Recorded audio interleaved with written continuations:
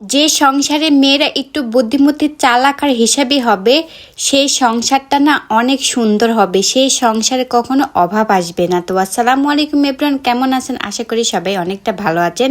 তো 2-3 দিন ধরে বিয়ে খাচ্ছি, তো বিয়ে খায় আসার পরে বাসায় কোনো বাজার নাই, দেখি ফ্রিজের এক কোণায় পড়ে আছে কিছুটা হলো পাঙ্গাস মাছের টুকরো, বড় পিস খাওয়া আছে, ছোট পিস আছে।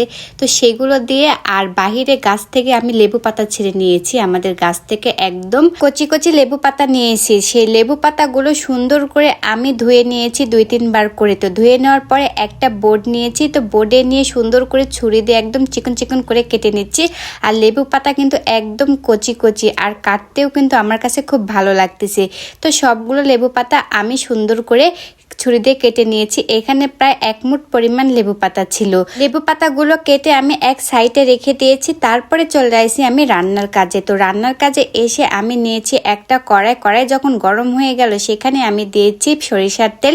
এই রেসিপিতে অবশ্যই সরিষার তেল দিবেন। তারপরে দিয়েছি 1 কাপ পরিমাণ পেঁয়াজ কুচি আর 4 থেকে 5টি কাঁচা মরিচ কুচি। তো সুন্দর করে পেঁয়াজ আর মরিচটা আমি তেলের সঙ্গে হালকা করে ভেজে নিলাম।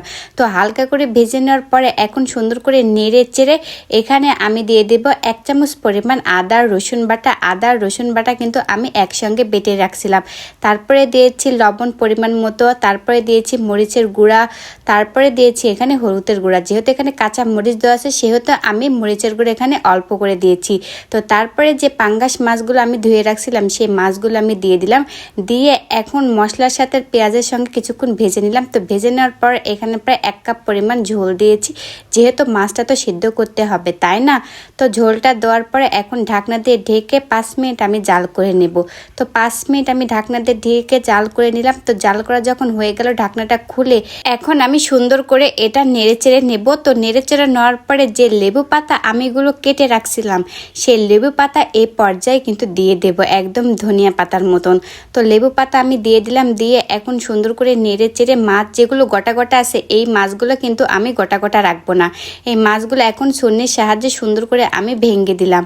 তো ভেঙে দিয়ে এখন সুন্দর করে একদম নেড়ে চেড়ে নিতে হবে, একদম ভাজা ভাজা করে নিতে হবে। এখানে কিন্তু আর ঢাকনা দেওয়ার দরকার নাই। এদিকে আমি আবারও 2 থেকে 3 মিনিট এটা জাল করে নিচ্ছি আর সুন্দর করে একদম নেড়ে চেড়ে নিচ্ছি। এই সময় যে একটা সুগান বের হয়েছিল লেবু পাতার কি বলবো। তো এইদিকে ফাইনালি তরকারিটা হয়ে গেছে। তো ফাইনাল লুক দেখেন, তরকারি কালারটা কত সুন্দর হয়েছে। মাত্র 3 থেকে 4 পিস পাঙ্গাসের মাছ দিয়ে আর লেবু পাতা দিয়ে এইরকম একটা রেসিপি আপনারা বানাতে পারবেন। আর এই রেসিপিটা এতটাই মজা হয়েছিল কি বলবো। গরম ভাতের সঙ্গে যখন খাচ্ছি এদিকে লেবু পাতা আর এদিকে